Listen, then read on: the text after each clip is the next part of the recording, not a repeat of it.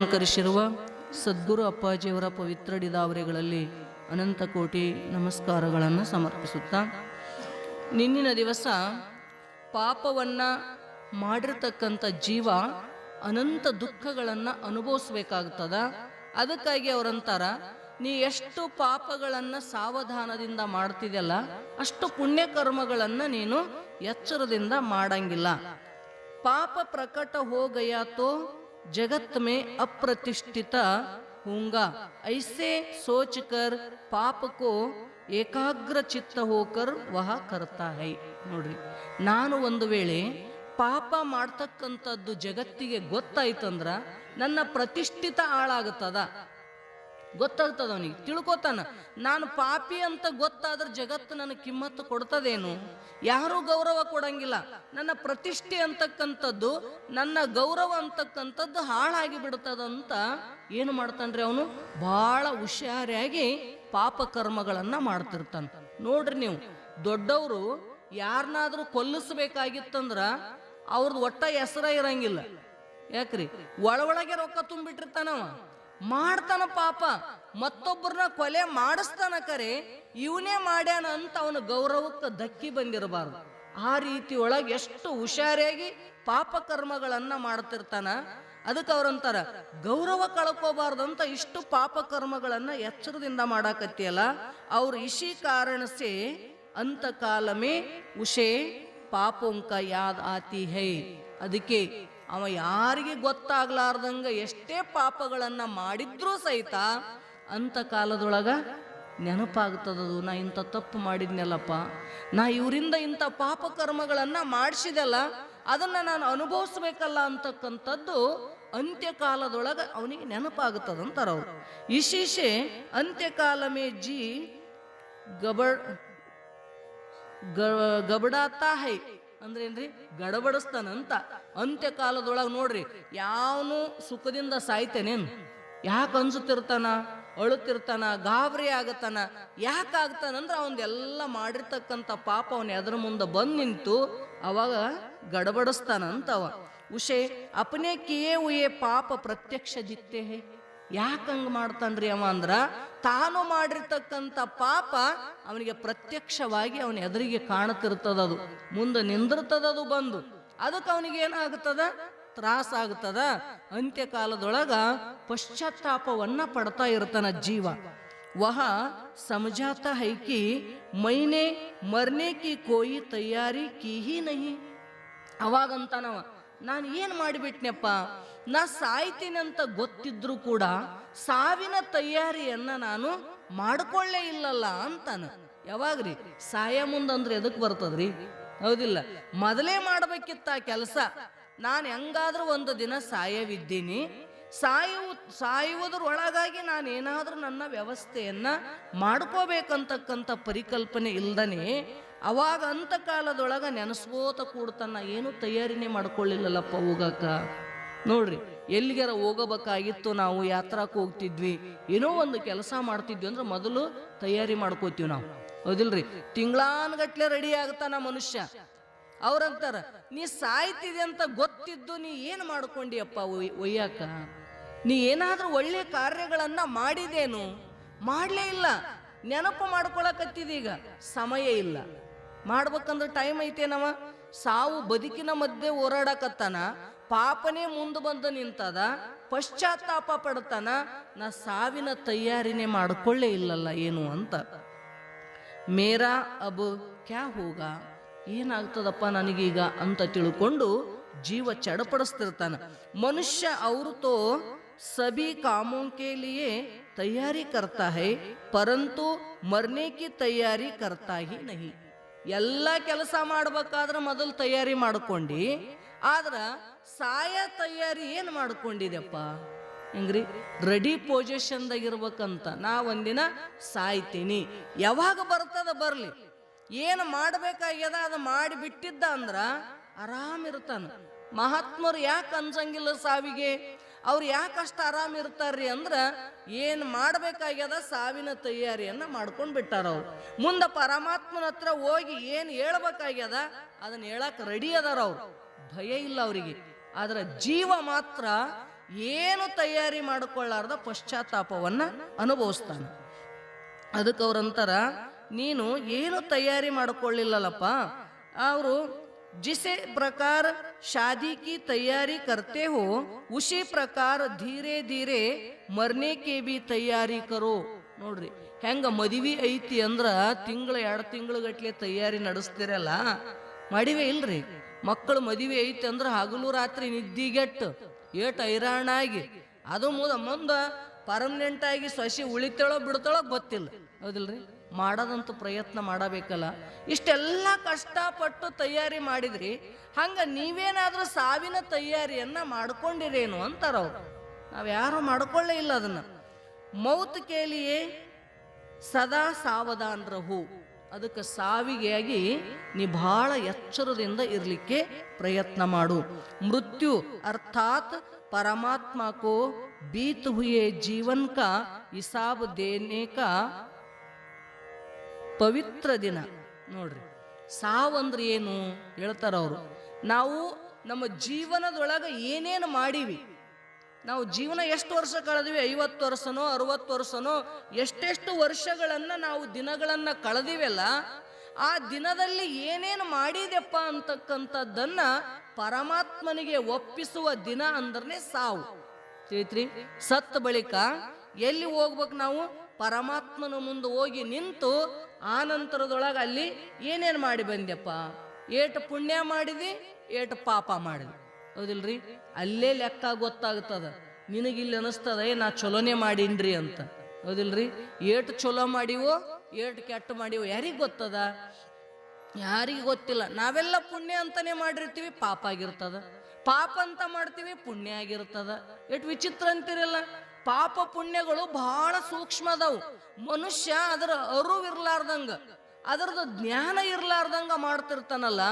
ಅವ್ರಂತಾರ, ಮುಂದೆ ಹೋಗಿ ಪರಮಾತ್ಮನ ಮುಂದೆ ನಿಂತಾಗ ಗೊತ್ತಾಗ್ತದ ನೀ ಎಷ್ಟು ಒಳ್ಳೆ ಕೆಲಸ ಮಾಡಿದಿ, ನೀ ಎಷ್ಟು ಸಮಾಜಕ್ಕೆ ಒಳ್ಳೇದು ಮಾಡಿದಿ, ಕೆಟ್ಟದ್ದು ಮಾಡಿದಿ ಅಂತಕ್ಕಂಥದ್ದು. ಯಾವಾಗ ಚಿತ್ರಗುಪ್ತ ನಿನ್ನ ಖಾತೆ ತೆಗಿತಾನ ಯಮುನ ಮುಂದ, ಅವಾಗ ಗೊತ್ತಾಗ್ತದ. ತೀತ್ರಿ, ಚಿತ್ರಗುಪ್ತ ಅಂತ ಇಬ್ರು ನಮ್ಮ 2 ಭುಜಗಳಲ್ಲಿ ಅದಾರಂತ. ಅವ್ರು ಹಗಲು ರಾತ್ರಿ ಲೆಕ್ಕ ಬರೆಯಕತ್ತಾರ. ಅವ್ರು ಏನು ಪುಣ್ಯ ಮಾಡಕತ್ತಿದ್, ಏನು ಪಾಪ ಮಾಡ್ತಿ. ಕಣ್ಣಿಗೆ ಕಾಣಿಸ್ತಕ್ಕಂಥ ಪುಣ್ಯ ಪಾಪಗಳ ಲೆಕ್ಕ ಬರೆಯವನಿಗೆ ಚಿತ್ರ ಅಂತ ಕರೆದ್ವಿ. ಮನಸ್ಸಿನೊಳಗ ಮಾಡ್ತಕ್ಕಂಥ ಪುಣ್ಯ ಪಾಪಗಳ ಲೆಕ್ಕ ಬರೆಯವನಿಗೆ ಗುಪ್ತ ಅಂತ ನಾವು ಅಂತಾರ ಮಹಾತ್ಮರು. ಇವರಿಬ್ರು ಸದಾ ನಿನ್ನ ಲೆಕ್ಕ ಬರೆದಿಟ್ಟಾರ. ನೀ ಸತ್ತಿ ಅಂದ್ರೆ ಯಮುನ ಮುಂದೆ ಹೋಗಿ ನಿನ್ನ ಜೀವನದ ಪರ್ಯಂತರವಾಗಿ ಏನೇನು ಮಾಡಿದಿ ಅಲ್ಲಿ ಒಪ್ಪಿಸ್ಬೇಕಾಗ್ತದ ನೀನು. ಅದಕ್ಕೆ ನಾವು ಸಾವು ಅಂದ್ರೆ ಏನು? ಲೆಕ್ಕ ಒಪ್ಸದೆ ಹಿಸಾಬ್ ಹೇಳ್ಬೇಕಲ್ಲಿ ಪರಮಾತ್ಮನ ಮುಂದೋಗಿ ಅಂತಾರ ಅವ್ರು. ತುಮ್ನೆ ಉನಕ ಕ್ಯಾ ಉಪಯೋಗ ಕಿಯಾ. ನೋಡ್ರಿ, ಅವ್ರಂತಾರ, ಹಿಸಾಬ್ ದೇನೇಕೆ ಪವಿತ್ರ ದಿನ. ಶ್ರೀ ಭಗವಾನ್ पूछेंगे मैंने तुम्हें आंको दी थी तुमने उससे क्या किया. ಪರಮಾತ್ಮ ಹೇಳ್ತಾನ ಅಲ್ಲಿ ಓದ್ ಬಳಿಕ ಕೇಳ್ತಾನವ, ಅಲ್ಲಪ್ಪ ನಾನು ನಿನಗೆ ಪವಿತ್ರವಾಗಿರ್ತಕ್ಕಂಥ ಕಣ್ಣುಗಳನ್ನ ಕೊಟ್ಟೆಲ್ಲ, ಆ ಕಣ್ಣಿನಿಂದ ಏನು ಕೆಲಸ ಮಾಡಿದಿ? ಪರಮಾತ್ಮ ಕೇಳ್ತಾನ ಪ್ರಶ್ನೆ, ನೀವು ಉತ್ತರ ಹೇಳಬೇಕಲ್ಲ. ಅವಾಗ ಎದಕ್ಕಾಗಿ ಕೊಟ್ಟಿದ್ದ ಪರಮಾತ್ಮ ಕಣ್ಣುಗಳನ್ನ? ಒಳ್ಳೆಯದನ್ನ ನೋಡು, ಪರಮಾತ್ಮನನ್ನ ನೋಡು, ಸದ್ಗುರುನಾಥನನ್ನ ಈ ಕಣ್ಣಿನಿಂದ ನೋಡಿ ಅದರಿಂದ ಪುಣ್ಯ ಮಾಡಿಕೊಂಡು ಬಾ ಅಂತ ಕೊಟ್ಟ. ನೀ ಏನು ಮಾಡಿದಿ? ಪರಸ್ತ್ರೀ ಪರಧನಗಳ ಮೇಲೆ ಕಣ್ಣಾಕಿ ಮಾಡಬಾರದ ಪಾಪ ಕೃತ್ಯಗಳನ್ನ ಮಾಡಿ ಹೋಗಿ ಕುಂತೆಲ್ಲ. ಅವಾಗ ಏನ್ ಹೇಳ್ತಿ ಪರಮಾತ್ಮಗ ಅದನ್ನ ಲೆಕ್ಕ ಅಂತಾರ ಅವರು. ಮತ್ತೊಬ್ಬರ ಸ್ತ್ರೀಯರನ್ನ ಮಾತೃ ಎಂಬೆ ಅಂತನ ಬಸವಣ್ಣ. ಪರಸ್ತ್ರೀಯನು ಮಹಾದೇವಿ ಅಕ್ಕನೆಂಬೆ. ನೋಡ್ರಿ, ಮತ್ತೊಬ್ಬರ ಹೆಣ್ಮಕ್ಕಳಿಗೆ ನಾನು ಭಗವತಿಯ ಸ್ವರೂಪ ಅಂತ ನೋಡ್ತೀನಿ ಅಂತಾರ. ನಾವು ಮತ್ತೊಬ್ಬರ ಸ್ತ್ರೀಯರನ್ನ ವಿಕೃತ ದೃಷ್ಟಿಯಿಂದ ನೋಡಿದ್ವಿ ಅಂದ್ರ ಕಣ್ಣಿನಿಂದ ಪಾಪ ಮಾಡಿದಿ, ಹೌದಿಲ್ರಿ. ಮತ್ತೊಂದ ಕೆಟ್ಟದ್ದನ್ನ ನೋಡ್ತಾ ನೋಡ್ತಾ ಓದಿ ಪ್ರಪಂಚದೊಳಗ ಕಣ್ಣಿಂದ ಪಾಪ ಆಯ್ತೆ. ಅದಕ್ಕೆ ಬಸವಣ್ಣ ನಯನದಲ್ಲಿ ನಿಮ್ಮ ಮೂರುತಿ ತುಂಬಿ. ಯಾಕೆ ಕೇಳಿದ್ರು ಅವರು? ಮತ್ತೊಂದು ನೋಡೋದು ಬೇಡ, ಯಾವುದನ್ನ ನೋಡುವುದರಿಂದ ನಿನ್ನ ಮನಸ್ಸು ವಿಕಾರ ಆಗುತ್ತದ ಆ ವಿಷಯಗಳಿಂದ ದೂರ ಇರ್ಲಿಕ್ಕೆ ಪ್ರಯತ್ನ ಮಾಡು. ಶಾಸ್ತ್ರಗಳು ಅದಕ್ಕೇನ್ ಮಾಡು? ಪರಮಾತ್ಮನ್ ತುಂಬ್ಕೊಂಡ್ಬಿಡು ನಿನ್ ಕಣ್ಣಾಗ. ಕಣ್ಣು ತೆಗೆದ್ರೆ ದೇವ್ರು ಕಾಣಬೇಕು, ಕಣ್ಣು ಮುಚ್ಚಿದ್ರು ದೇವರೇ ಕಾಣಬೇಕು. ದೇವರು ಬಿಟ್ರೆ ಮತ್ತೊಂದು ನೋಡಬೇಕು ಅಂತಕ್ಕಂಥ ಅಪೇಕ್ಷೆ ದೂರ ಆಗಿರ್ಬೇಕಂತಾರ ಅವರು. ಅದಕ್ಕೆ ಮಹಾತ್ಮರು ನಿರಂತರವಾಗಿ ಯಾಕೆ ಭಗವಂತನನ್ನ ಮುಂದಿಟ್ಟುಕೊಂಡು ಧ್ಯಾನ ಮಾಡ್ತಾರವರು? ಏನು ಮಾಡ್ತಾರವ್ರು? ಸದಾ ಕಣ್ಣೊಳಗ ಪರಮಾತ್ಮನನ್ನ ತುಂಬಿಕೊಂಡ್ರು, ಕಿವಿಯೊಳಗ ಪರಮಾತ್ಮನ ಕೀರ್ತಿ ತುಂಬಿಕೊಂಡ್ರು. ಹೇಳಿದಲ್ಲ ಬಸವಣ್ಣ, ನಯನದಲ್ಲಿ ನಿಮ್ಮ ಮೂರುತಿ ತುಂಬಿ, ಕಿವಿಯಲ್ಲಿ ನಿಮ್ಮ ಕೀರುತಿ ತುಂಬಿ, ವಚನದಲ್ಲಿ ನಿಮ್ಮ ನಾಮಾಮೃತ ತುಂಬಿ. ಒಂದೊಂದರೊಳಗ ತುಂಬಿ ತುಂಬಿ ಅಂದ್ರೆ ಅದನ್ನು ಬಿಟ್ಟು ಮತ್ತೊಂದು ಕೆಲಸ ಮಾಡೋದು ಬೇಡ. ತಿಳಿತ್ರಿ? ಯಾಕಂತ ಕೇಳಿದ್ರ, ಭಗವಂತ ಸಮಸ್ತ ಇಂದ್ರಿಯಗಳನ್ನ ನಿನಗ ಪ್ರದಾನ ಮಾಡಿದಾನಂದ್ರ ಪಾಪಿ ಆಗಂತ ಕೊಡ್ಲಿಲ್ಲ. ಏನ್ ಮಾಡು, ಅವೆಲ್ಲವನ್ನ ಸದುಪಯೋಗ ಮಾಡ್ಕೋ. ಭಗವಂತನ ಸಾಕ್ಷಾತ್ಕಾರ ಮಾಡಿಕೊಳ್ಳಲಿಕ್ಕೆ ಮನುಷ್ಯ ಜನ್ಮದೊಳಗೆ ಬರ್ತದ. ಈ ಜನ್ಮದೊಳಗ ಅವುಗಳಿಂದ ಅಲ್ಲದ ಕೆಲಸ ಮಾಡಕ್ ಹೋಗ್ಬೇಡಪ್ಪ ಅಂತ ತಿಳ್ಕೊಂಡನೆ ಮಹಾತ್ಮರು ನಮಗ ಇಂದ್ರಿಯಗಳನ್ನ ಕೊಟ್ಟ ಪರಮಾತ್ಮ ಅವ್ರ ಹೆಂಗ ಸದುಪಯೋಗ ಮಾಡಿಕೊಂಡಾರ ಸಂತರು, ನಾವು ಕೂಡ ನಮ್ಮ ಜೀವನದಲ್ಲಿ ಇಂದ್ರಿಯಗಳನ್ನ ಸದುಪಯೋಗ ಮಾಡ್ಕೊಂಡಿದ್ವಿ ಅಂದ್ರ ಪರಮಾತ್ಮ ಕೇಳ್ತಾನ, ಹೌದಪ್ಪ ನಾನು ನಿನ್ನ ಕಣ್ಣು ಕೊಟ್ಟಿದ್ದೆ, ಏನು ಮಾಡಿದಿ? ನಾನು ನಿನ್ನೆ ನೋಡೀನಿ. ಎಷ್ಟು ಆನಂದ ಆಗುತ್ತದ್ರಿ ಅವನಿಗೆ. ಹೌದಪ್ಪ ನಂದೇ ಕೆಲಸ ಮಾಡ್ಕೊಂಡು ಬಂದಾನ ಅಂತ ನಾವು. ಅದಕ್ಕೆ ಅಂತನ ಪರಮಾತ್ಮ ಕಣ್ಣು ಕೊಟ್ಟಾಗ ಪರಮಾತ್ಮನನ್ನ ನೋಡು. ಕಾನ ದಿಯೇತೆ ತುಮ್ನೆ ಉನ್ಕ ಕ್ಯಾ ಉಪಯೋಗ ಕಿಯ ಹೈ. ಕಿವಿ ಕೊಟ್ಟಿದ್ದೆಲ್ಲ ಏನು ಮಾಡಿದಪ್ಪ ಈ ಕಿವಿಯಿಂದ? ಬರೀ ಮಂದಿ ನಿಂದನೇ ಕೇಳಿದ್ರ ಏನಾಯ್ತದು? ಪಾಪನೇ ಬಂತು. ಹೌದಿಲ್ರಿ? ಅದಕ್ಕೇನು ಕೇಳು? ಸದಾ ಪರಮಾತ್ಮನ ಕೀರ್ತನ, ಪರಮಾತ್ಮನ ಲೀಲೆಗಳನ್ನ, ಪರಮಾತ್ಮ ಮಾಡಿರ್ತಕ್ಕಂಥ ಎಲ್ಲ ಏನೇನು ಅದ್ಭುತವಾಗಿರ್ತಕ್ಕಂಥ ಘಟನೆಗಳದವಲ್ಲ, ಪುರಾಣಗಳ ಮುಖಾಂತರವಾಗಿ, ಪ್ರವಚನಗಳ ಮುಖಾಂತರವಾಗಿ ನಿರಂತರ ನಮ್ಮ ಕಿವಿಯೊಳಗ ಅಧ್ಯಾತ್ಮದ ಪ್ರತಿಯಾಗಿರ್ತಕ್ಕಂಥ ಶಬ್ದಗಳು ಹೋಗ್ತಿದ್ವು ಅಂದ್ರ ತಿಳ್ಕೊಳ್ರಿ, ನಾವು ಕಿವಿಯಿಂದ ಪುಣ್ಯವನ್ನೇ ಮಾಡೀವಿ ಅಂತ. तुम्हें तन और मन दिए थे तो उनका तुमने क्या किया. ಪರಮಾತ್ಮ ಕೇಳ್ತಾನೆ ಹಿಂಗ, ಹೌದಪ್ಪ ನಾನು ನಿನಗ ಶರೀರ ಕೊಟ್ಟೆ, ಅದರೊಳಗೊಂದು ಮನಸ್ಸು ಕೊಟ್ಟೆ, ಇವು ಎರಡರಿಂದ ಏನು ಮಾಡಿ ಬಂದಿ ನೀನು? ಕೇಳ್ತಾನ ಪರಮಾತ್ಮ. ಒಳ್ಳೇದು ಮಾಡಿದ್ದಿ ಅಂದ್ರ ಒಳ್ಳೇದು ಮಾಡೀನಂತ ಹೇಳ್ಬೇಕು, ಕೆಟ್ಟದ್ದು ಮಾಡೀನಿ ಅಂದ್ರ ಕೆಟ್ಟದ್ದು ಮಾಡೀನಿ ಅಂತ ಹೇಳ್ಕೊಳ್ಳೇಬೇಕಾಗುತ್ತದ. ಅದಕ್ಕೆ ಅವ್ರಂತಾರ, ಇವು ಎಲ್ಲ ಪರಮಾತ್ಮ ನಿನಗ ಸತ್ತ ಬಳಿಕ ಕೇಳತನ, ಅದಕ್ಕೆ ಉತ್ತರಗಳನ್ನ ರೆಡಿಯಾಗಿ ಇಟ್ಕೊಂಡಿರು. ತಿಳಿತಿಲ್ರಿ? ನಾವು ಹಂಗೆ ಬೇವುಷದೊಳಗೆ ಕೆಲಸ ಮಾಡಾಕತ್ತೀವಿ. ನಾವು ಅಲ್ಲಿ ಹೋದಾಗ ಗಡಬಡಿಸ್ತೀವಿ. ನಾವು ಯಾಕೆ ಹೇಳಾಕ ಬರಂಗಿಲ್ಲ. ಮಾಡಿಲ್ಲ ಒಳ್ಳೆ ಕೆಲಸ ಅಂದ್ರೆ ಹೇಳ್ತೀವಿ ಏನ್ರಿ ಇಂಥದ್ದು ಒಳ್ಳೇದು ಮಾಡೀನಂತ, ಹೌದಿಲ್ಲ? ಅದಕ್ಕೆ ಅವ್ರು ಎಚ್ಚರ ಮಾಡ್ತಾರ, ಸಮಸ್ತ ಇಂದ್ರಿಯಗಳಿಂದ ಕರಣಗಳಿಂದ ಸದಾ ಪರಮಾತ್ಮನ ಧ್ಯಾನ ಚಿಂತನ ಮಾಡಿದಿ, ಭಗವಂತ ನಿನ್ನ ಕೇಳಿದಾಗ ಉತ್ತರ ಹೇಳಕ್ ಬರ್ತದ, ನಿರ್ಭೀತನಾಗ್ಲಿಕ್ಕೆ ಬರ್ತದ. ಅದಕ್ಕೆ ತನು ಮನಸ್ಸನ್ನ ಕೊಟ್ಟೆ, ಅದರಿಂದ ಏನು ಮಾಡಿದೆಪ್ಪ? ಇಸ್ ಹಿಸಾಬ್ ಮೇ ಜೋ ಗಡಬಡ್ ಹೋಗಿತೋ ಗಬರಾಹಟ್ ಹೋಗಿ ಹಿ. ಅವ್ರಂತಾರ, ಹಿಂಗ ಪ್ರಶ್ನೆ ಮಾಡಿದ ಪರಮಾತ್ಮ, ಶರೀರ ಕೊಟ್ಟೆ, ವಾಣಿ ಕೊಟ್ಟೆ, ಕಿವಿ ಕೊಟ್ಟೆ, ಏನು ಮಾಡಿದಿ ಅಂದ್ರ ನೀ ಏನಾರ ಗಡಬಡಿಸಕತ್ತಿದ್ದಿ ಅಂದ್ರ ಏನಾಗ್ತದ್ರಿ? ಮನುಷ್ಯನಿಗೆ ತಳಮಳ ಆಗ್ತದ, ಹೇಳಾಕ ಸುಧಾರ್ಸಂಗಿಲ್ಲ ಅವನಿಗೆ.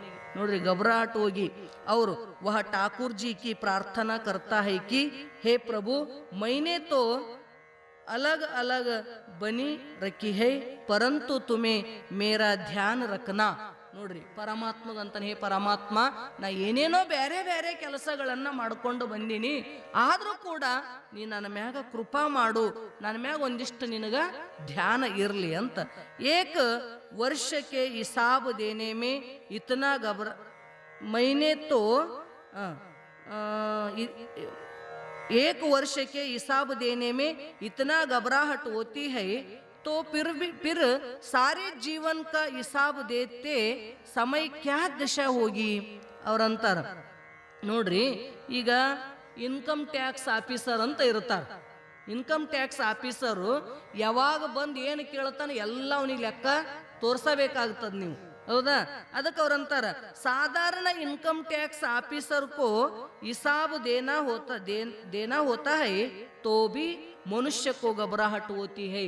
ಸೋಮ್ ಯಕಶ್ಚಿತ ಒಂದು ವರ್ಷದ ಲೆಕ್ಕಪತ್ರ ಕೇಳಿದ್ರೆ ಮನುಷ್ಯನಿಗೆ ಗಬರಾಡಿಸ್ತಾನ, ಏನ್ ಹೇಳ್ಬೇಕಂತ ಗೊತ್ತಾಗಂಗಿಲ್ಲ ಅವನಿಗೆ, ಹೌದಿಲ್ರಿ? ಅಂದಾಗ ವಾ ಠಾಕೂರ್ ಜಿ ಕಿ ಅವಾಗ ಪ್ರಾರ್ಥನಾ ಕರ್ತಾ ಹೇ, ಅವಾಗ ಪರಮಾತ್ಮ ಪ್ರಾರ್ಥನೆ ಮಾಡ್ತಾನ, ನಾ ಏನೇನೋ ಬೇರೆ ಬೇರೆ ಕೆಲಸ ಮಾಡಿಬಿಟ್ಟೆ ಪರಮಾತ್ಮ, ಅದಕ್ಕೆ ನನ್ನ ಮ್ಯಾಗ ಒಂದಿಟ್ಟು ರಕ್ಷಣಾ ಮಾಡಪ್ಪ, ನನ್ನ ಮ್ಯಾಗ ಒಂದಿಟ್ಟು ಧ್ಯಾನ ಇರ್ಲಿ ಅಂತ ಬೇಡ್ಕೋತಿರ್ತಾನವ ಆಫೀಸರ್ ಹೋಗೋ ತನಕ. ಹೌದಿಲ್ರಿ? ಆಫೀಸರ್ಗೆ ಗೊತ್ತಿರ್ತೈತೆ, ನಮಗೆ ಹೆಂಗೆ ಗೊತ್ತಾಗಬೇಕು? ಹೌದಿಲ್ಲ? ವರ್ಷಿನ ಲೆಕ್ಕ ವರ್ಷಿಗೆ ಒಪ್ಪಿಸ್ಬೇಕಾದ್ರ ಅದು ಎಷ್ಟು ಕಷ್ಟ ಆಗ್ತದ ಅವನಿಗೆ. ಯಾವ್ದು ನೆನಪಿರ್ತದ, ಯಾವ್ದು ನೆನಪಿರಂಗೇ ಇಲ್ಲ. ಆದರೂ ಕೂಡ ದೇವ್ರಿಗೆ ಪ್ರಾರ್ಥನೆ ಮಾಡ್ತಾನ, ಏನೇನೋ ಕೆಲಸ ಮಾಡಿದೆ ಪರಮಾತ್ಮ, ನನಗಿದ್ರಿಂದ ರಕ್ಷಣೆ ಮಾಡಪ್ಪ, ಯಾವುದು ತೊಂದರೆ ಆಗ್ಲಾರ್ದಂಗ ಮಾಡು ಅಂತ ಹೆಂಗೆ ಹಗಲು ರಾತ್ರಿ ಬೇಡ್ಕೋತಿ. ಯಕಶ್ಚಿತ ಒಂದು ವರ್ಷದಕ್ಕೆ ಇಷ್ಟು ಪ್ರಾರ್ಥನೆ ಮಾಡ್ಕೋತಿ ಅಂದ್ರ ಜೀವನ ಪೂರ್ತಿಯಾಗಿ ಮಾಡಿರ್ತಕ್ಕಂಥ ಈ ಕೆಲಸ ಏನದಲ್ಲ ನಿಂದು, ಇದಕ್ಕೆ ಏನು ಹಿಸಾಬು ಕೊಡಕ್ಕೆ ಬರ್ತದ ನಿನಗ? ಬರ್ತದೇನ್ರಿ? ಒಳ್ಳೇದು ಮಾಡಿದ್ದಂದ್ರೆ ಧೈರ್ಯದಿಂದ ಹೇಳಕ್ ಬರ್ತೈತಿ, ಮತ್ತು ಕೆಟ್ಟದ್ದು ಮಾಡಿದಂದ್ರೆ ಏನು ಹೇಳ್ತಾ ನಾವು? ಅದಕ್ಕೆ ಅವ್ರು ಅಂತಾರ, ಪರಂತು ತುಮ್ನೆ एक वर्ष हिसाब देने में इतना घबराहट होती है तो फिर सारे जीवन की हिसाब देते समय क्या दशा ಹೋಗಿ? ಇಡೀ ಜೀವನ ಪರ್ಯಂತರವಾಗಿ ಮಾಡಿರ್ತಕ್ಕಂಥ ನಿನ್ನ ಕೆಲಸ ಒಪ್ಪಿಸ್ಬೇಕು, ಲೆಕ್ಕ ಒಪ್ಪಿಸ್ಬೇಕಾದ್ರ ಏನು ದಶೆ ಆಗ್ತಿರ್ಬೇಕ್ರಿ ಜೀವಂದು. ಎಷ್ಟು ಆಶ್ಚರ್ಯದ, ಬಹಳ ಕಠಿಣ ಆಗ್ತದಂತ.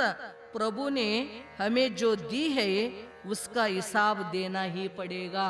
ನೋಡ್ರಿ, ನಾವೇನು ಪರಮಾತ್ಮನಿಂದ ಪಡ್ಕೊಂಡಿವಿ ಶರೀರಾಧಿಕರಣಗಳನ್ನ, ಇದರ ಲೆಕ್ಕ ನಾವು ಅವನಿಗೆ ಒಪ್ಪಿಸ್ಲೇಬೇಕಾಗ್ತದ ಅಂತಾರ ಅವ್ರು. ಒಪ್ಸಿಲ್ಲ ಅಂದ್ರೆ ಕೆಲಸ ಇಲ್ಲ. ಪರಮಾತ್ಮ ಮೊದಲು ನೀನು ಈ ಶರೀರವನ್ನ ಬಿಟ್ಟು ಹೋದ ಬಳಿಕ ಕೇಳ್ತಾನೇನಂದ್ರ ಆ ಲೆಕ್ಕನೇ ನಿನಗೆ ಮೊದಲು ಕೇಳ್ತಾನ. ಅದನ್ನ ನೀನು ಅವಶ್ಯವಾಗಿ ಒಪ್ಪಿಸ್ಲೇಬೇಕಾಗ್ತದಂತ. ಮೃತ್ಯು ಕೋ ಉಜ್ವಲ ಕರ್ನ ಹೋತೋ ಪ್ರತಿಕ್ಷಣ ಜೋ ಉಜಾಗರ್ ಕರು. ನೋಡ್ರಿ, ನೀವು ಈ ಮೃತ್ಯುವನ್ನ ಉಜ್ವಲವಾಗಿ ಮಾಡ್ಕೋಬೇಕಾಗಿತ್ತು ಅಂತ ಕೇಳಿದ್ರ ನೀವು ಬಹಳ ಎಚ್ಚರಾಗಿ ಇದ್ದು ಮಾಡ್ರಿ. ಆಂಕೋಂಕ ಸದುಪಯೋಗ ಕರು.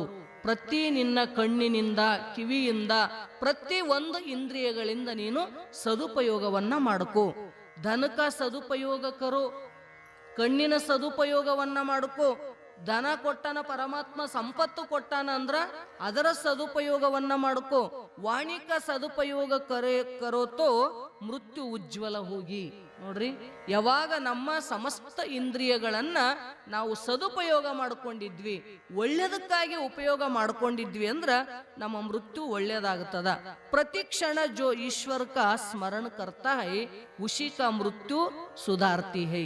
ಯಾರು ಪ್ರತಿ ಕ್ಷಣ ಭಗವಂತನ ನಾಮಸ್ಮರಣೆಯನ್ನ ಮಾಡ್ತಾನ ಅವನು ಮರಣವನ್ನ ಸುಧಾರಿಸ್ಕೋತಾನ. ಶ್ರೀ ಭಾಗವತ ಮೃತ್ಯು ಸುಧಾರ್ತಿ ಹೈ. ಈ ಭಾಗವತ ಕಥೆ ಏನು ಮಾಡ್ತದ್ರಿ ಅಂದ್ರ ಸಾವನ್ನ ಸುಧಾರಿಸ್ತದಿದು. ರೋಜ್ ಶಮಶಾನ್ ಮೇ ಜಾನೆ ಕಾ ಜರೂರತ್ ನಹಿ. ನೋಡ್ರಿ, ದಿನಾ ನಾವು ಹೋಗಿ ಸ್ಮಶಾನಕ್ಕೆ ಹೋಗಿ ನಾವು ನಮ್ಮ ಸಾವನ್ನ ಸುಧಾರಿಸ್ಕೋಬೇಕೇನ್ರಿ ಅಂದ್ರ ಸಾವನ್ನ ಸುಧಾರಿಸ್ಕೊಳಕ ಸ್ಮಶಾನಕ್ಕೆ ಹೋಗೋ ಜರೂರತ್ ಇಲ್ಲ. ಪರಂತು ಸ್ಮಶಾನಕ್ಕ ರೋಜ್ ಯಾದ್ ಕರ್ಕೆ ಕರ್ನೆ ಕಿ ಜರೂರತ್ ಹೈ. ನೋಡ್ರಿ, ದಿನಾ ಸ್ಮಶಾನದ ನೆನಪು ಮಾಡ್ಕೊಳ್ಳೋಕ್ ಜರೂರತ್ ಅದ. ದಿನ ನೆನೆಸ್ಕೋತ ಇರ್ಬೇಕಂತ. ನಾವೆಲ್ಲ ಮನಿ ಕಟ್ತೀವಿ, ಇದು ನಂದು ಪರ್ಮನೆಂಟ್ ಮನಿ ಅಲ್ಲ, ನನ್ನ ಮನಿ 3 ಮಳದಟ್ಟೆ ಅದ, ತಿಳಿತ್ರಿ? ಅದಕ್ಕೆ ಸತ್ತಾಗ ಬಿಡ್ಲಾರ್ದಂಗ ಹೋಗ್ಬೇಕಂತ ಮಣ್ಣು ಕೊಡಾಕ ಅಂತೀರಿಲ್ಲ. ಸತ್ತಾಗ ಮದುವೆಗೆ ಇವು ಎರಡು ಎಂತ ವೈರಿವದವಂದ್ರೂ ಮರಿಬೇಡ್ರಿ ಅಂತಾರ. ಇನ್ನು ಮದುವೆ ಬಿಟ್ರೆ ನಡೀತದ, ಆದ್ರೆ ಮಣ್ಣು ಕೊಡಾಕ ಮಾತ್ರ ಮರಿಬೇಡ್ರಿ. ಯಾಕೆ ಹೇಳ್ತಾರ ಅವರು? ಏನ್ ಜರೂರತ್ ಐತ್ರಿ? ಇರತನ ಒಬ್ರ ಮಕ್ಕ ಒಬ್ರು ನೋಡ್ಕೊಂಡಿಲ್ಲ, ಹೌದಿಲ್ರಿ? ಒಂದು ತುತ್ತು ಅನ್ನ ಕೊಡ್ಲಿಲ್ಲ, ನೀರು ಕೊಡ್ಲಿಲ್ಲ, ಎಂದೂ ಮಾತಾಡೇ ಇಲ್ಲ. ಅವನ ಮಣ್ಣಿಗೆ ಯಾಕೆ ಹೋಗಂತದ್ದು ಶಾಸ್ತ್ರ ಗೊತ್ತದ ಏನು? ಅಲ್ಲಿ ಹೋಗ್ಯಾರ ನಾನು ಒಂದಿನ ಇಲ್ಲಿಗೆ ಬರವಿದ್ದೀನಂತ ನೆನಪು ಮಾಡ್ಕೊಳಕ, ತಿಳಿತಿಲ್ರಿ? ನಂದು ಪರ್ಮನೆಂಟ್ ಮನಿ ಇಲ್ಲೇ ಅದ ಅಂತ ನೆನಪು ಮಾಡ್ಕೊಳಕ್ ಹೋಗಂತಾರ ಅವ್ರು. ಅವ್ನ ಮಣ್ಣು ಹಾಕೋದ್ರಾಗ ಏನ್ ಶಾಣೆ ಅತ್ತನದ? ಅವನಿಗೇನು ಗೊತ್ತದ? ನೀವು ಬಂದು ನನಗೆ ಮಣ್ಣು ಹಾಕಿದ, ನನಗೆ ಉಪಕಾರ ಮಾಡಿದಂತ ಏನು ಗೊತ್ತಿಲ್ಲ. ಅದು ಯಾಕೆ ಹೋಗ್ಬೇಕ್ರಿ ಅಂದ್ರ ನಂದು ಒಂದು ದಿನ ಮನಿ ಇಲ್ಲೇ ಅದ, ಇಲ್ಲಿಗೆ ಬರಬೇಕು, ಇದು ಪರ್ಮನೆಂಟ್ ಜಾಗ ನಂದಂತ ಗುರುತ ಮಾಡಾಕ್ ಹೋಗ್ಬೇಕಂತ ಸ್ಮಶಾನಕ್ಕ. ಅದಕ್ಕೆ ಅವ್ರಂತಾರ ಸತ್ತಾಗ ಹೋಗ್ರಿ ಅಂತ. ಮತ್ತು ದಿನ ಹೋಗಿ ಕುಂದ್ರಬೇಕೇನು? ಹಿಂಗಿಲ್ಲ. ಯಾರು ಸತ್ತಿರ್ತಾರ ಅವಾಗ ಹೋಗ್ರಿ, ನೆನಪು ಮಾಡ್ಕೊಳ್ರಿ. ಇಲ್ಲ ಅಂದ್ರೆ ದಿನ ಒಂದಿಟ್ಟು ಸ್ಮಶಾನದ ನೆನಪು ಮಾಡ್ಕೋಬೇಕು. ನಾನು ಸ್ಮಶಾನಕ್ಕೆ ಹೋಗವಿದ್ದೀನಿ, ನಂದು ಅದೇ ಜಾಗ ಅದ ಅಂತ ನೆನಪು ಮಾಡ್ಕೋತ ಇದ್ದೆ ಅಂದ್ರೆ ಪಾಪ ಆಗಂಗಿಲ್ಲ. ಸಮಸ್ತ ಇಂದ್ರಿಯಗಳಿಂದ ಪುಣ್ಯ ಮಾಡ್ತಾನ ಮನುಷ್ಯ. ತಿಳಿತ್ರಿ? ಅದಕ್ಕೆ ಯಾದ ಕರ್ನೇಕಿ ಜರೂರತ್ ಹೈ. ಶ್ರೀ ಶಂಕರ ಶಂಶಾನ್ ಮೇ ವಿರಾಜ್ತೆ ಹೈ. ಪರಮಾತ್ಮ ಎಲ್ಲಿರ್ತಾನ? ಆ ಸ್ಮಶಾನದೊಳಗೆ ಇರ್ತಾನ. ಅದಕ್ಕೆ ಅದಕ್ಕೆ ರುದ್ರಭೂಮಿ ಅಂತಾರ. ತಿಳಿತಿಲ್ರಿ? ಸ್ಮಶಾನೇಶ್ವ ಕ್ರೀಡಾ ಸ್ಮರಹರ ಪಿಶಾಚ ಸಹಚರ. ಪರಮಾತ್ಮನ ಸ್ತೋತ್ರ ಮಾಡಾಗ ಹೇಳ್ತಾರ, ಅವನು ಮನಿನೇ ಸ್ಮಶಾನ, ಅಲ್ಲೆಲ್ಲ ಇರ್ತಕ್ಕಂಥ ಭೂತ ಪ್ರೇತಗಳ ಅವನು ಸಹಚರರೆಲ್ಲ. ತಿಳಿತ್ರಿ? ಅವನ ವಾಸನೆ ಅದ. ಸದಾ ಪರಮಾತ್ಮ ಸ್ಮಶಾನದೊಳಗಿರ್ತಾನ. ಅಂದ್ರೆ ಅದ್ರ ನೆನಪು ಮಾಡ್ಕೊಂಡೆ ಅಂದ್ರೆ ಪರಮಾತ್ಮಂದು ನಿನಗ ನೆನಪಾಗುತ್ತದ ಅಂತ. ವೇ ಆಜ್ಞಾಕ್ಕೆ ದೇವತಾ ಹೋನೆ ಸೆ ಶಂಶಾನ್ ಮೇ ವಿರಾಜ್ತೆ ಹೈ. ಶಂಶಾನ್ ತೋ ಜ್ಞಾನ ಭೂಮಿ ಹೈ. ನೋಡ್ರಿ, ಈ ಶಂಶಾನ ಏನು ಮಾಡ್ತದ್ರಿ ಅಂದ್ರೆ ಇದು ಜ್ಞಾನವನ್ನ ಪ್ರದಾನ ಮಾಡ್ತದಂತಾರ ಅವ್ರು ಸ್ಮಶಾನ. ಯಾಕಂತ ಕೇಳಿದ್ರ, ಎಲ್ಲವೂ ಒಂದಿನ ಬಿಟ್ಟು ಹೋಗೋದಲ್ಲಪ್ಪ ಅಂತಕ್ಕಂಥ ಯಾವಾಗ ಪ್ರಪಂಚದ ಮಿಥ್ಯತ್ವ ಜ್ಞಾನ ಆಯ್ತಂದ್ರ ಅವಾಗ ಒಳ್ಳೆ ಕೆಲಸ ಮಾಡೇ ಮಾಡ್ತಾನ. ಅದಕ್ಕೆ ಅದು ಶಂಶಾನ್ ಅಂತಕ್ಕಂಥದ್ದು ಏನದ ಅಂದ್ರ ಅದು ಜ್ಞಾನ ಭೂಮಿ ಅದ. ಅದಕ್ಕೆ ಅದ್ರ ಸದಾ ನೆನಪು ಮಾಡ್ಕೋತ ಇರ್ರಿ. ಜಹ ಸಮಾಭಾವ ಹೋಗಿ ಉಸ್ಕಾ ನಾಮ್ ಶಂಶಾನ್. ಎಲ್ಲಿ ಹೋದ್ರ ಸಮತಾ ಭಾವ ಬರ್ತದಲ್ಲ, ಎಲ್ಲರೂ ಒಂದು ಅಂತಕ್ಕಂಥ ಭಾವ ಬರ್ತದ. ಅದಕ್ಕನೆ ನಾವು ಶಂಶಾನ್ ಅಂತ ಕರಿತೀವಿ. ಸಮಭಾವಕ ಅರ್ಥ ಅಸಮಭಾವಕ ಅಭಾವ. ಸಮಭಾವ ಅಂದ್ರೆ ಏನು? ಅಸಮಭಾವದ ಅಭಾವಕ್ಕನೆ ಸಮಭಾವ ಅಂತ ಕರಿತೀವಿ. ಅಂದ್ರೆ ಅಲ್ಲಿ ಎಲ್ಲರೂ ಒಂದೇ, ಬೇರೆ ಬೇರೆ ಅಂತ ಇಲ್ಲ. ಸಾಹುಕಾರ ಬಡವ, ದೊಡ್ಡವ ಸಣ್ಣವ ಏನೂ ಇಲ್ಲ. ಅಲ್ಲಿ ಎಲ್ಲರೂ ಸಮಾನವಾಗಿರ್ತಕ್ಕಂಥ ಭಾವದೊಳಗಿರ್ತಾರಲ್ಲ, ಅದಕ್ಕೆ ಶಂಶಾನ್ ಅಂತ ಕರಿತೀವಿ. ಅದಕ್ಕೆ ಅವ್ರಂತಾರ ಅಸಮಭಾವಕ ಅಭಾವ ಸಮಾಭಾವ ಹಿ ಈಶ್ವರ ಭಾವ ಹೈ. ನೋಡ್ರಿ, ಸಮಾಭಾವ ಅಂದ್ರನೇ ಈಶ್ವರ ಭಾವ. ಎಲ್ಲಿ ಸಮಾನತೆ ಬರ್ತದ ಅಲ್ಲಿ ಪರಮಾತ್ಮನ ಜ್ಞಾನ ಆಗ್ಯದಂತ ತಿಳ್ಕೋಬೇಕು. ನಮಗೆ ಸಮಭಾವ ಎಲ್ಲಿ ಬರ್ತದ? ಪ್ರಪಂಚದೊಳಗಿದ್ದಾಗ ಬರಂಗಿಲ್ಲ. ಅದು ಅವ ದೊಡ್ಡವನ ಸಣ್ಣವ ಶ್ರೀಮಂತ ಬಡವ ವಿಷಮತ ಭಾವ ಇರ್ತದ. ಸತ್ತಾಗ ಅಲ್ಲಿ ಏನಿರ್ತದ? ಸ್ಮಶಾನಕ್ಕೆ ಹೋದಾಗ ಎಲ್ಲರೂ ಒಂದು ದಿನ ಇಲ್ಲಿ ಬರವ್ರೆ ಅಂತ ಯಾವಾಗ ಸಮಾನತೆ ಬರ್ತದ ಅದೇ ಪರಮಾತ್ಮ ಅದಾನ ಅಂತ ಹೇಳಿದ್ರು ಅವರು. ಪರಮಭಾವ ಪರಮಾತ್ಮನ ಭಾವ ಅದ. ಮನುಷ್ಯ ಸಬಮೇ ಸಮಾಭಾವ ರಖಕರ್ ವ್ಯವಹಾರ ಕರೇತೋ ಉಸ್ಕಾ ಮರಣ್ ಸುಧಾರ್ಥ ಹೈ. ನೋಡ್ರಿ, ವ್ಯವಹಾರದೊಳಗು ನೀ ಸಮಭಾವನೆಯನ್ನು ಇಟ್ಟುಕೊಂಡು ವ್ಯವಹಾರ ಮಾಡಿದಿ ಅಂದ್ರ ನಿನಗೂ ಕೂಡ ಸಾವು ಅಂತಕ್ಕಂಥದ್ದು ಏನಾಗ್ತದ? ಅದು ಸುಧಾರಿಸ್ಕೊಳಕ್ ಬರ್ತದೆ ಸಾವನ್ನ. ಅದಕ್ಕೆ ಸರ್ವಮೇ ಈಶ್ವರ ಭಾವ ಜಾಗೆ ತೋ ಜೀವ ದೀನ ಬನೆ ಪರಮಾತ್ಮ ಕೋ ಪ್ರಸನ್ನ ಕರ್ನೆ ಕಾ ಸಾಧನ್ ಬಿ ಧನ್ಯ ಹಿ ಹೈ. ನೋಡ್ರಿ, ಅವ್ರಂತಾರ ಯಾವಾಗ ಪರಮಾತ್ಮ ಭಾವವನ್ನ ಇಟ್ಟುಕೊಂಡು ವ್ಯವಹಾರ ಮಾಡಿದ ಅಂದ್ರ ಅವನಿಗೆ ಮರಣ ಸುಧಾರಿಸ್ತದ. ಸರ್ವದರೊಳಗ ಈಶ್ವರ ಭಾವ ಇಟ್ಟುಕೊಂಡು ದಿನಗಳನ್ನ ಕಳೆದ ಅಂದ್ರ ದೀನ ಬನೆ ಅಂದ್ರ ದೈನ್ಯ ಭಾವದಿಂದ ಬದುಕ್ತಿದ್ದ ಅಂತ ಕೇಳಿದ್ರ ಪರಮಾತ್ಮಕೋ ಪ್ರಸನ್ನ ಕರ್ನೇಕ ಸಾಧನ್ ಬಿ ದೈನ್ಯ ಹಿ ಹೈ. ಪರಮಾತ್ಮನ ಪ್ರಸನ್ನ ಮಾಡಿಕೊಳ್ಳಲಿಕ್ಕೆ ಯಾವ ಭಾವನೆ ಬೇಕಂದ್ರ ದೈನ್ಯತ ಅಂತಕ್ಕಂಥದ್ದು, ದೀನತ ಅಂತಕ್ಕಂಥ ಭಾವ ನಿನ್ನೊಳಗ ಬಂತು ಅಂದ್ರ ಪರಮಾತ್ಮ ಒಲಿತನ. ಮನುಷ್ಯಕೋ ಅಮರ್ ಹೋನ ಹೈ. ಮನುಷ್ಯ ಅಮರನಾಗಬೇಕಾಗ್ಯದ, ಸಾವನ್ನ ಗೆದಿಬೇಕಾಗ್ಯದ.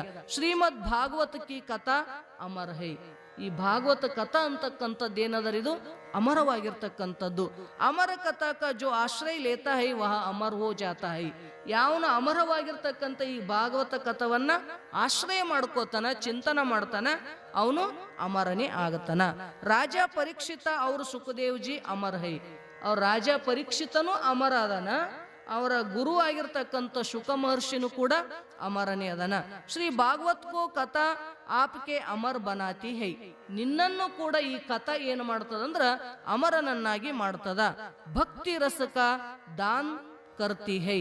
ಮತ್ತೇನು ಮಾಡ್ತದ್ರಿ ಇದು ಭಾಗವತ ಅಂದ್ರ ಭಕ್ತಿ ಅಂತಕ್ಕಂಥ ರಸವನ್ನ ನಿನ್ನ ಹೃದಯದೊಳಗ ಧಾರಣೆ ಮಾಡ್ತದ. ಭಕ್ತಿ ಸೇಹಿ ಮೀರಾಬಾಯಿ ದ್ವಾರಿಕಾಧೀಶ ಮೇ ಔರ್ ಗೌರಂಗ ಪ್ರಭು ಜಗದೀಶ ಮೇ ಸದೇಹ ಸಮಗಯ. ನೋಡ್ರಿ, ಮೀರಾ ಆ ಭಕ್ತಿ ರಸದಿಂದನೇ ಪರಮಾತ್ಮ ಅಂದ್ರ ಶ್ರೀಕೃಷ್ಣ ಪರಮಾತ್ಮನಲ್ಲಿ ಸಮನಾಗಿ ಅಂದ್ರೆ ಲೀನಾಗಿ ಬಿಟ್ಲಾಕಿ.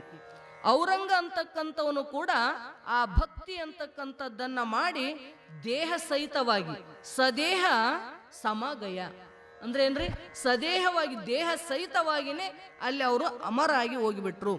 ಅವರು ಅಮರ್ ಹೋಗಯೇ ಅಂದ್ರೆ ಅವ್ರು ಅಮರ ಆಗ್ಯಾರಿಬ್ರು. ಶ್ರೀ ಭಾಗವತ ಕಿ ಕಥಾ ಸುನೇತೋ ಅನಾಯಾಸಹಿ ಸಮಾಧಿ ಲಗ್ ಜಾತಿ ಹೈ. ನೋಡ್ರಿ, ಯಾರು ನಾವು ಭಾಗವತ ಕಥವನ್ನ ಕೇಳ್ತೀವಲ್ಲ, ಅನಾಯಾಸವಾಗಿ ಸಮಾಧಿ ಸ್ಥಿತಿಯೊಳಗೆ ಹೋಗಕ್ಕೂ ಬರ್ತದ. ಯೋಗ ಅವ್ರ ತಪಕ್ಕೆ ಬಿನಾ ಹಿ ಶ್ರೀ ಭಾಗವತ್ ಸೆ ಮಿಲ್ನೆ ಕಾ ಕೋಯಿ ಸಾಧನ ಹೈತೋ ವಹ ಹೈ ಭಾಗವತ ಶಾಸ್ತ್ರ. ನೋಡ್ರಿ, ಯೋಗ ಮಾಡೋದು ಇಲ್ಲ, ತಪಸ್ಸನ್ನು ಮಾಡಕ್ಕಾಗಂಗಿಲ್ಲ. ಯೋಗ ತಪಸ್ಸು ಇರ್ಲಾರ್ದನೆ ಭಗವಂತನೊಳಗ ಲೀನ ಆಗಬೇಕಾಗಿತ್ತು, ನಾವು ಪರಮಾತ್ಮನನ್ನ ಕಾಣಬೇಕಾಗಿತ್ತು ಅಂತ ಕೇಳಿದ್ರ ಅದಕ್ಕೆ ಯಾವುದಾದ್ರೂ ಒಂದು ಸುಲಭ ಸಾಧನ ಐತೇನು ಅಂತ ಕೇಳಿದ್ರ ಅದು ಭಾಗವತ ಶಾಸ್ತ್ರ ಅದ. ಈ ಶಾಸ್ತ್ರವನ್ನ ಚಿಂತನ ಮಾಡ್ತಾ ನಿನ್ನ ತನು ಮನ ಎಲ್ಲ ಸಮಸ್ತ ಇಂದ್ರಿಯಗಳನ್ನ ಭಗವದರ್ಪಣ ಮಾಡಿಕೊಂಡು ನೀ ನಿರಂತರವಾಗಿ ಚಿಂತನ ಮಾಡಿಕೊಂಡಿ ಅಂದ್ರ ನಿನ್ನ ಮರಣನೂ ಸುಧಾರಿಸ್ತದ, ಪರಮಾತ್ಮನೊಳಗ ಒಂದಾಗುವಂತ ಶಕ್ತಿನೂ ನಿನಗ ಬರ್ತದ ಅಂತ ತಿಳ್ಕೊಂಡು ಮಹಾತ್ಮರು ಈ ಭಾಗವತ ಕಥವನ್ನ ನೀ ಪ್ರೀತಿಯಿಂದ ಕೇಳು ಅಂತಕ್ಕಂಥ ಮಾತನ್ನ ಉಪದೇಶ ಮಾಡ್ತಾ ಇದ್ದಾರ. ಇನ್ನೂ ಸವಿಸ್ತಾರವಾಗಿ ಇದನ್ನ ಹೇಳೋರದಾರ. ಮತ್ತು ನಾಳೆ ದಿವಸ ನೋಡೋಣ. ಇದೇ ವಿಷಯಕವಾಗಿ ಸದ್ಗುರು ಅಪ್ಪಾಜಿಯವರು ನಮ್ಮೆಲ್ಲರಿಗೂ ತಿಳಿಸ್ತಾರಂತ ಹೇಳ್ತಾ ನನ್ನ ಎರಡು ತುದಲ್ ನುಡಿಗಳನ್ನು ಸದ್ಗುರುನಾಥ ನಡೆದ ಅವರುಗಳಲ್ಲಿ ಅರ್ಪಿಸ್ತಾ ಇದ್ದೇನೆ. ಅರಿವು ಉಂಟು.